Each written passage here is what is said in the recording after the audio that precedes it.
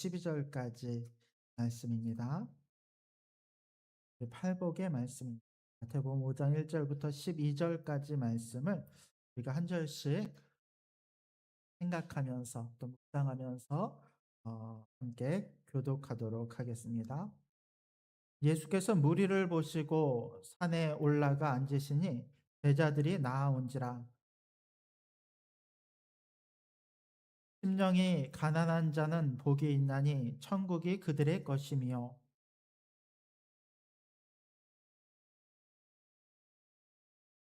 온유한 자는 복이 있나니 그들이 땅을 기업으로 받을 것이며,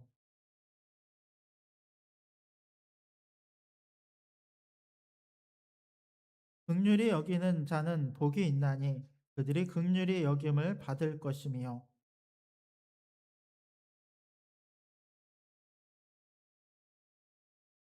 화평하게 하는 자는 복이 있나니 그들이 하나님의 아들이라 일컬음을 받을 것이며,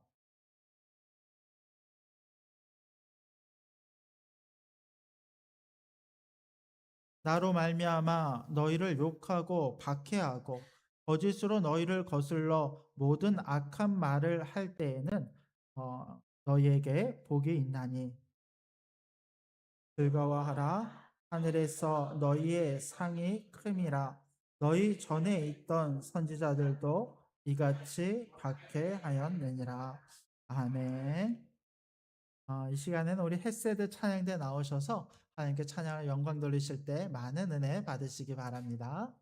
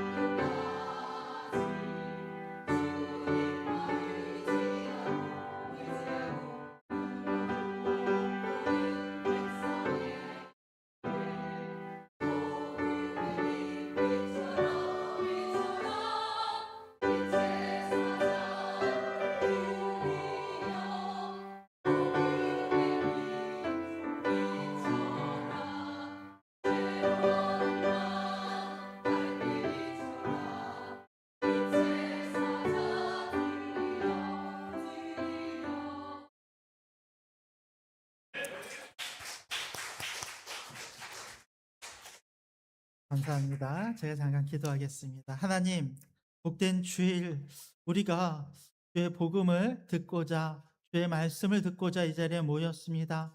이 땅을 향해서 하나님의 베푸신 그 사랑과 은혜를 우리로 하여금 깨닫는 시간이 되게 하시고, 그 진리 앞에 믿음으로 나아가는 용기 있는 담대한 시간 되도록 은혜를 더하여 주시옵소서.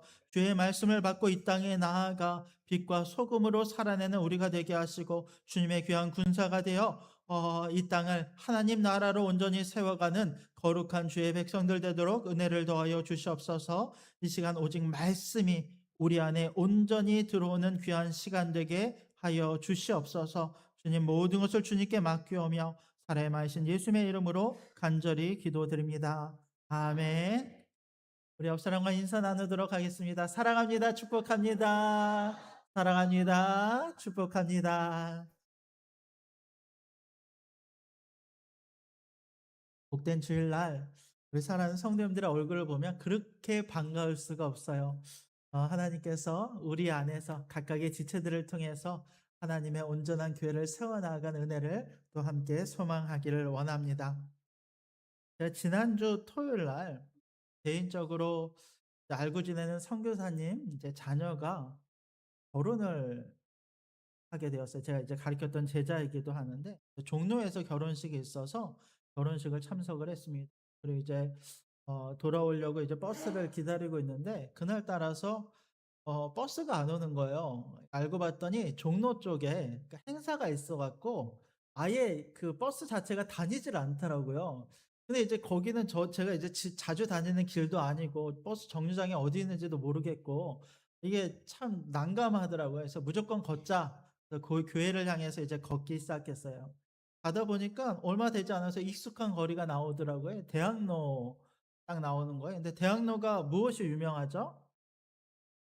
아유 뭐 마로니에 공원도 유명하고 이제 연극으로 유명하지 않습니까? 제가 연극을 굉장히 좋아하거든요. 근데 이제 대학로에 딱 나왔는데 모처럼 토요일 날 이제 항상 저는 이제 토요일 날 가능하면 움직이지 않고 이제 교회에만 있다가 나오니까 너무 기분이 좋은 거예요.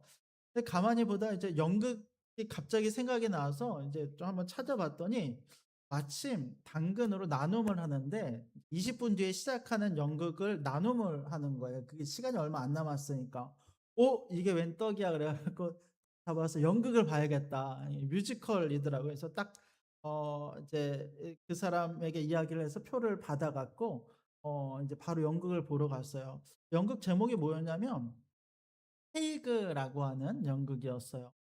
저는 이제 표를 갖고 들어갈 때만 하더라도 전혀 모르고 정보도 없이 그냥 들어갔는데 알고 봤더니 주인공이 송일국 배우더라고요. 이게 꽤 이제 규모가 그래도 있는 연극이었어요. 이 송일국 배우 유명하지 않습니까? 옛날에 주몽 연극도 했고 뭐 어떤 이제 아들들이 또 유명해서 뭐 대한민국 만세 이렇게 아주 이렇게 김자진 장군의 이제 그 후손이라 그러더라고요. 그래서 이 연극을 하는데 연극이 이제 헤이그라는 연극이에요. 근데 헤이그라고 하면 제일 먼저 떠오르는 게 있죠. 우리 중고등학교 때 배웠던 헤이그 특사 혹시 기억하시는지 모르겠어요. 그 헤이그 특사 이야기를 다룬 연극이더라고요. 뮤지컬이었습니다. 노래를 부르면서 하는 건데 그 내용이 이런 거였어요. 1904 년에 우리나라가 일본과 을사늑약을 맺게 됩니다. 옛날에는 이제 우리가 이걸 뭐라고 배웠냐면 을사조약이라고 배웠어요. 이제 우리나라와 일본 사이에 조약이 맺어졌다라는 것이. 근데 이제 이게 사실은 을사조약이 아니라 을사늑약이라고 지금은 이제 부릅니다. 왜냐하면 서로 공평한 관계에서 맺은 조약이 아니고 강대국이 일방적으로 일본이 우리나라를 침탈해서 맺은 강제 조약이기 때문에 일사늑약이라고 부릅니다. 그 늑약으로 말미암아서 이제 우리나라의 주권이 일본으로 완전히 넘어가게 된 사건이죠. 그때 이제 고종 황제가 이 늑약을 맺으면서도 끝까지 그 조약에 이제 옥새를 찍지 않았다고 해요. 이제 이거는 부당한 조약이다라는 것을 항의하기 위해서 옥새를 찍지 않았지만 어쨌든 그렇게 이제 조약이 맺어진 상태였고 그 상태에서 고종이 1907 년에 네덜란드 헤이그에 어 밀사를 보냅니다. 뭐 특사, 밀사 몰래 보내진 인제 사람들이기 때문에 밀사라고 부르기도 하는데 그때 3 명의 사람이 이제 고종 황제의 문서를 들고 헤이그까지 가서 만국 평화회의 제2차 세계 만국 평화회의에 참석해서 이 조약의 부당성과 우리나라는 자주 독립국인 것을 알리기 위해서 그 특사 3 명이 헤이그까지 가게 되는 거예요. 가는 길이 이제 순탄치 않습니다. 그 당시에 뭐 비행기가 있습니까? 뭐가 있습니까? 뭐 상용화된 비행기가 없는 시절이기 때문에 이 세 사람이 시베리아를 횡단하고 배를 타고 기차를 타고 시베리아를 횡단해서 독일을 거쳐서 네덜란드까지 가요. 그 과정에서 얼마나 많은 방해와 어려움이 있었는지 몰라요. 근데 다 이기고 이제 헤이그에 도착을 하는 거예요. 그때 갔던 사람들이 이제 세 사람인데 이준이라고 하는 평검사, 이상설이라고 하는 의정부 참찬이라고 하는 직위를 갖고 있던 사람과 이의종이라고 하는 젊은 통역사가 같이 3 명이 이제 가게 됩니다. 근데 만국 평화회의에 참석하려고 했는데 이 회의에 참석을 했을까요? 못 했을까요? 참석을 못 해요. 왜냐면 법적으로 국제법적으로 우리나라는 일본에 이미 모든 주권을 넘긴 상태예요. 그러니까 이곳에는 이제 각국의 나라들만 참석할 수 있는데 우리나라는 나라가 없는 거예요. 그러니까 일본이 대표로 참석을 하고 우리나라는 거기에 이제 참석하지 못하는 이런 상황이 됩니다. 그 입국장 안까지 입구까지 갔는데 안으로는 들어가지 못하고 결국 안에 들어가지 못한 채 이 일이 끝나게 됩니다. 그런 상황에서도 이 열사 3 명이 어떤 일을 하냐면 할 수 있는 대로 모든 방법을 다 강구해요. 각 나라의 참석하는 이 지도자들을 다 찾아가서 이 만국의 우리나라의 조약의 늑약의 이 부당성을 알리기 위해서 모든 힘을 다하고요.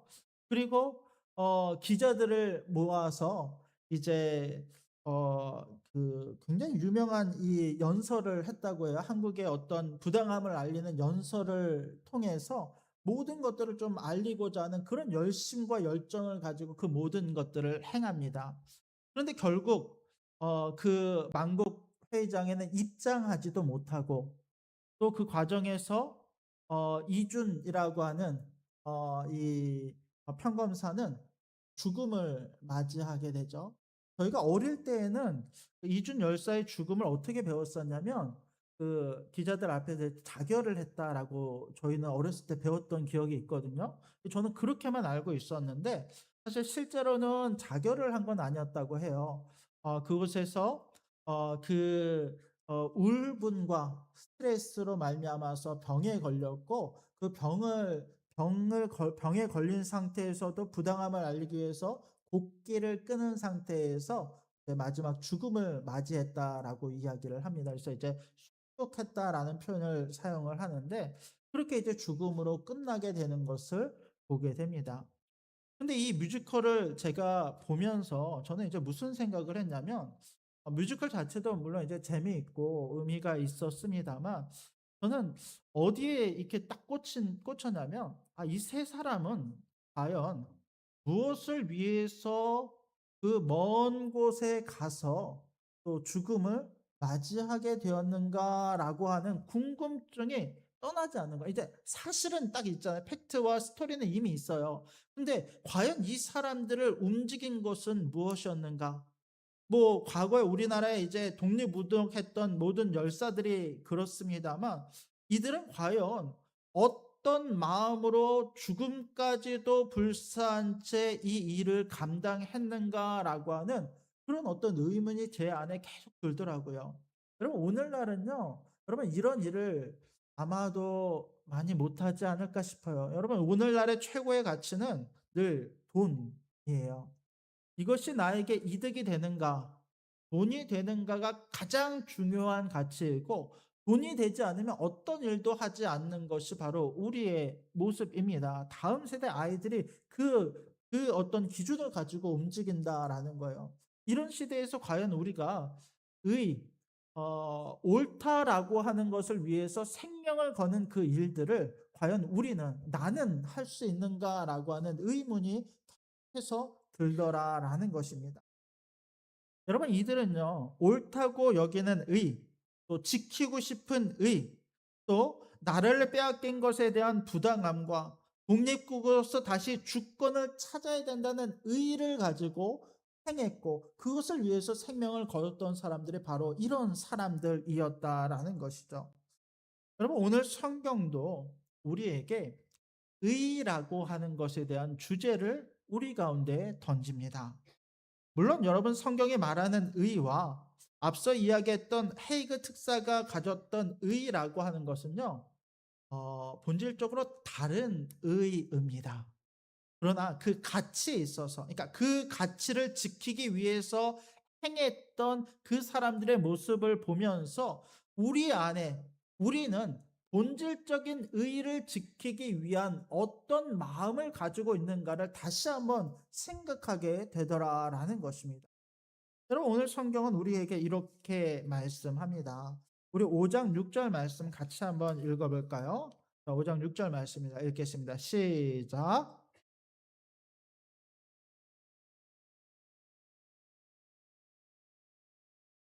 의에 두리고 목마른 자는 복이 있나니 그들이 배부를 것이며. 여기서 이제 줄이다, 목마르다라고 하는 이 헬라어 단어는요. 우리가 단지 공복이 돼서 아침을 먹지 못해서 배고프다, 물을 마시지 못해서 목마르다라고 하는 그런 의미가 아닙니다. 여기서 말하는 이제 줄이다라고 하는 의미는 광야에서 우리가 먹을 것을 찾기 시작했는데 며칠 동안 아무런 먹을 것을 찾지 못했어요. 내 배는 배가죽이 이 등에 달라붙어 있는 상태로 더 이상 먹을 것을 찾고 찾았지만 아무것도 먹지 못한 채 며칠을 굶주려 있는 상태예요. 여러분 사람이 이런 상태가 되면요 미칩니다. 굶주려서 이 며칠 동안 아무것도 먹지 못한 상태가 되면요. 정말 그 어떤 것이라도 내 눈앞에 주어지면 먹을 수 있는 그런 상태가 되는 거예요. 이게 바로 주림의 상태예요. 또 목마름의 상태는 어떤 상태입니까? 내가 사막에서 뜨거운 뙤약볕 아래에서 입술이 바짝바짝 마른 상태로 내가 이 목이 타는 갈증을 견딜 수 없어서 내가 죽기 직전의 상태에 이른 것이 바로 목마름의 상태예요. 사실 우리는요, 이 줄이다, 목마르다라는 것을 머리로는 이해하지만요, 이렇게, 이 가슴으로 우리가 마음으로 다 이해는 못할 수도 있어요. 왜냐면 지금 이 시대는 너무 풍요로운 시대거든요. 모든 것이 눈앞에 주어졌고, 내가 언제든지 마음만 먹으면 음식을 먹을 수 있고, 물을 먹을 수 있는 것이 바로 우리가 살아가는 우리의 삶의 모습이지 않습니까? 그런데 정말 아무것도 가진 게 없는 거예요. 정말 굶주리고 정말 목마른데 그 타는 듯한 갈증 앞에서 아무것도 마실 수 없는 그런 상태가 되는 거예요.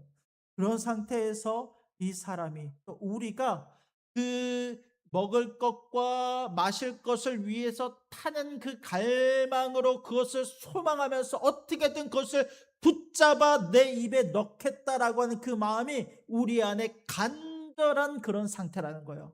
그런데 그것이 무엇에 대한 굶주림이고 무엇에 대한 갈증입니까? 의에 대한 굶주림이고 의에 대한 갈증이라는 거예요. 옳은 것을 지키기 위한 그 의에 대한 갈증이 내 안에서 타오르고 있는 거예요. 그렇다면 여러분, 우리가 구하는 의라고 하는 것은 과연 어떤 의를 말합니까? 여러분, 이 의는 바로 예수님의 의입니다. 그 예수님의 의를 붙잡기 위해서 하는 듯한 목마름과 갈증과 굶주림으로 그것을 붙잡기 위해 나아가는 것이에요. 여러분, 이 의에 대해서 성경은 이제 두 가지로 구분해서 이야기를 합니다. 첫 번째는 우리가 편의상 소극적인 의라고 부르겠습니다. 이 소극적인 의는 무엇을 말하냐면 죄에 대한 의를 말해요. 죄에 대한 의.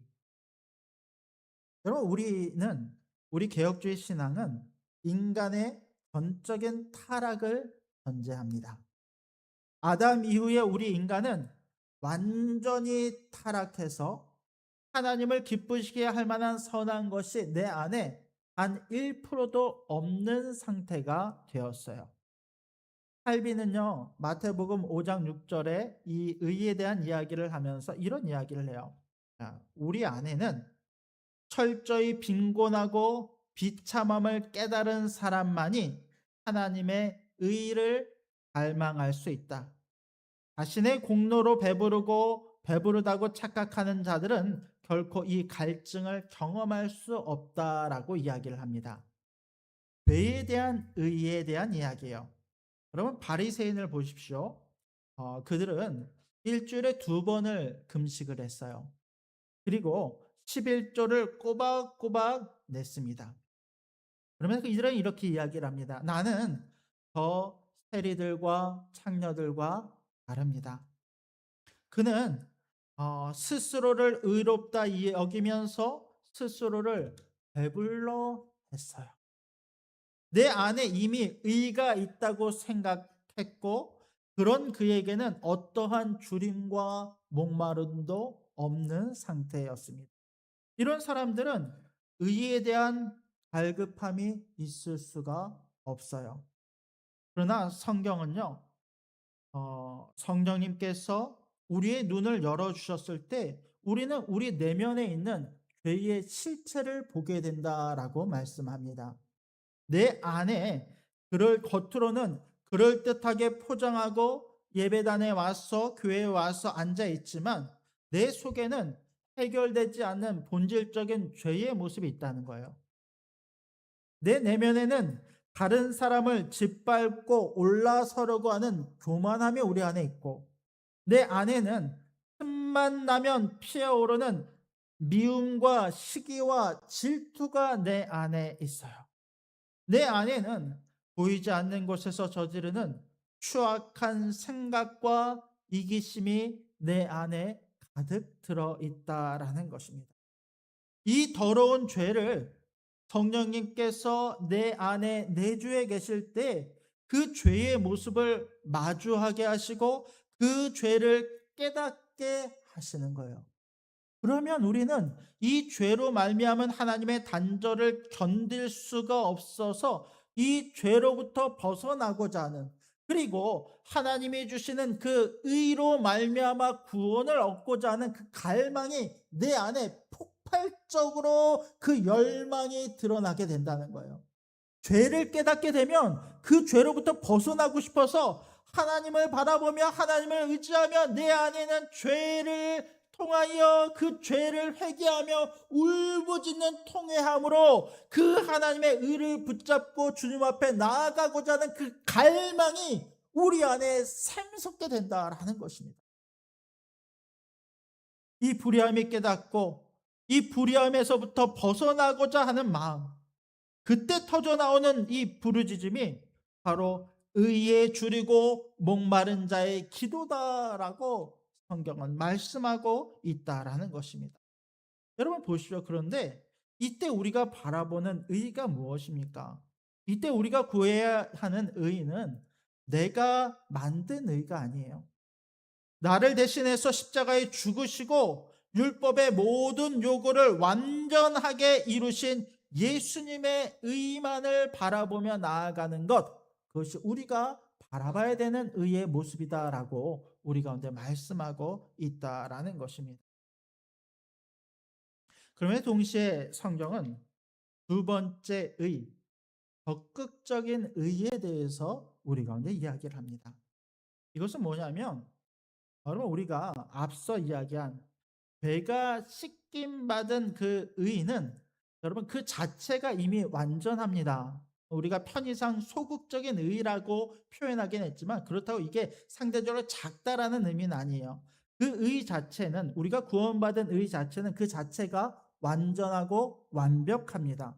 이것은 우리의 구원의 시작이고 그렇게 우리의 삶에 있어서 가장 중요한 의의 모습이기도 합니다. 그렇지만 예수님께서 원하시는 삶은 거기서 끝나지 않. 무슨 말이냐면 우리를 죄에서 건져내신 이유는 단순히 우리가 죄에서 구원받았기 때문에 아무것도 안 하고 가만히 있으라라고 말씀하시는 것이 아니다라는 거예요. 예수님은 우리에게 보다 더 적극적인 의, 즉 내가 깨달은 그 의를 가지고 적극적으로 하나님의 사랑을 세상에 흘려보내는 그 의의 사람이 되라라고 우리 가운데 말씀하고 있다라는 거예요. 이 적극적인 의라라고 하는 것은 내가 가진 힘과 내가 가진 재능과 내가 할 수 있는 모든 열정을 다하여서 하나님이 기뻐하시는 그 일을 지금 행하라는 거예요. 이 헤이그 특사가 이 고종의 밀서를 받고 그 먼 곳으로 가서 그 생명을 다하여서 그 의롭다 하는 일을 행했던 것처럼 예수님으로부터 받은 그 의를 가지고 우리는 하나님 나라, 곧 하나님이 맞다라고 하는 의롭다고 하는 그 의를 우리 안에 붙들어야 돼요. 그리고 그 의를 행하기 위해서 적극적으로 세상에 나아가서 의를 행하는 삶을 살아야 된다라고 우리 가운데 말씀하고 있다는 거예요. 이를테면 이런 것입니다. 누군가 나를 힘들게 할 때 단순히 복수하지 않는 것에 그치는 것이 아니라 그를 위해서 기도하고 그에게 먼저 따뜻한 손을 내미는 것. 왜 이것을 우리가 할 수 있는지 아십니까? 우리는 예수님의 의를 가지고 있는 사람이기 때문에. 내 의로는 절대 못해요. 내 공로로는 절대 하지 못합니다. 그러나 예수님께서 우리 가운데 그 의를 행하라 하셨기 때문에 우리는 타는 듯한 갈망을 가지고 그 의로운 일들을 행하기 시작하는 거예요. 세상이 말하는 정직함을 넘어서 불의한 이 세상의 질서 속에서 하나님의 공의롭고 의로운 질서를 세워가는 것, 이 땅을 하나님이 보시기에 선하고 아름다운 나라로 만들어가는 것. 여러분, 예수님의 삶을 보십시오. 예수님은 병든 자 곁에 머무셨어요. 그분은 죄인들의 식탁에 앉으셨고 억울한 자들의 눈물을 닦아 주셨어요. 이것이 바로 머물러 있는 의가 아니라 적극적으로 행하는 삶의 의다라고 우리 가운데 말씀하시고 행하심으로 보여주셨다라는 것입니다. 그런 예수님께서 우리 가운데 이렇게 말씀하시는 거예요. 야, 너희가 내 은혜로 배부르냐? 그렇다면 그 배부름을 가지고 굶주린 세상으로 가라. 그리고 그들 가운데 네가 얻은 그 의로움을 전파하고 그들로 하여금 그 죄에서 돌이켜 하나님께로 돌아오게 하는 것. 그 은혜의 파도의 한 부분이 되어서 그 은혜를 흘려보내는 자의 삶을 살아라라고 우리 가운데 말씀하고 있다라는 것입니다. 나의 편안함보다 이웃의 고통을 더 아파하고 내 통장의 잔고보다 내 곁에 눈물을 더 귀하게 여기는 것. 그것이 하나님이 주시는 힘으로 이 땅을 살아가는 적극적인 의의 모습임을 우리 가운데 보여주고 있다라는 것입니다. 그와 같을 때에 우리가 그와 같은 의의 삶을 소망하며 살아낼 때 하나님은 오늘 말씀을 통해서 놀라운 복을 우리 가운데 약속하셨습니다. 우리 5장 6절의 말씀 다시 한번 같이 한번 읽어볼까요? 5장 6절입니다. 시작.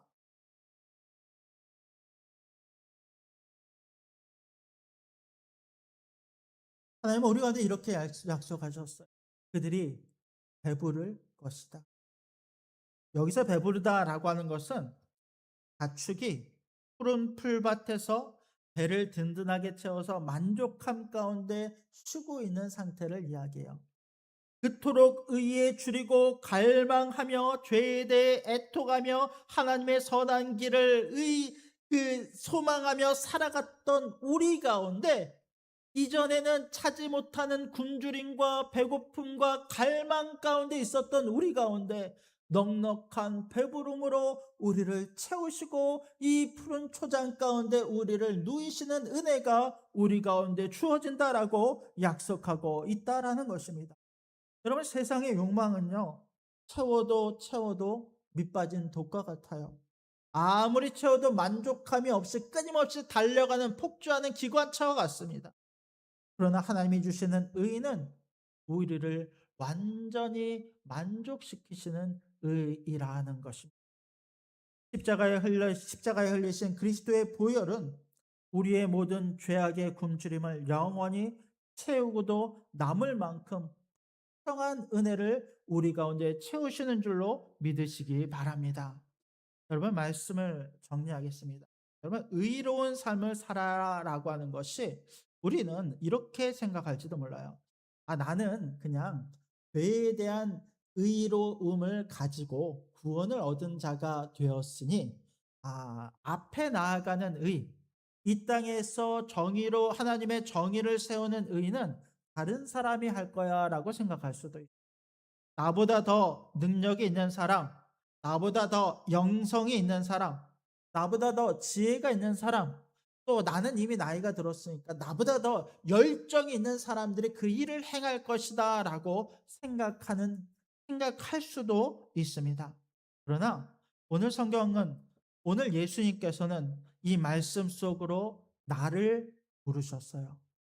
나를, 그 의를 소망하는 자리로 나를 부르셨고 나를 하나님의 백성으로 삼아 주셨고 이미 우리 가운데 그 의를 주셨음을 믿으시기 바랍니다.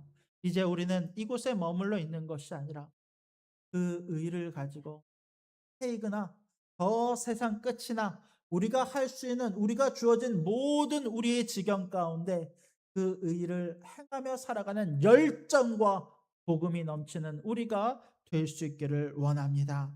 오늘도 우리 가운데 주시는 은혜를 붙들고 그 배부름 가운데, 넉넉함 가운데 하나님 주신 놀라운 일들을 행하며 살아가는 저와 여러분들이 될 수 있기를 주님의 이름으로 간절히 부탁드립니다. 아멘. 기도하겠습니다. 하나님, 연약하고 부족한 우리들이 오늘도 주의 말씀 앞에 섭니다. 나는 너무도 작고 나는 너무도 연약하고 날마다 죄 가운데 있는 우리가 하나님, 할 수 있는 것이 무엇이 있겠습니까? 하나님, 나는 할 수 없사오나 그러나 내 안에 주신 하나님의 의로움으로 이 모든 것을 할 수 있는 줄로 믿습니다. 우리가 그의 나라와 의를 구할 때 이 모든 것을 더하시며 우리 가운데 모든 것들을 함께 행하신다라고 약속하셨던 그 말씀을 붙잡고 오늘을 살아갈 때 오직 예수로 승리하는 우리가 되게 하여 주시옵소서. 우리로 결코 멈추지 아니하게 하시고 우리가 주어진 학교와 가정과 회사와 모든 지경 가운데 그리스도의 이름을 선포하며 나아가는 믿음의 사람들 되도록 은혜를 더하여 주시옵소서. 주님, 모든 것을 주님께 맡겨오며 오직 사랑하신 예수님의 이름으로 간절히 기도드립니다. 아멘. 우리 다 함께 찬송가 214장 찬양 들으시면서 준비된 예물 하나님께 드리도록 하겠습니다.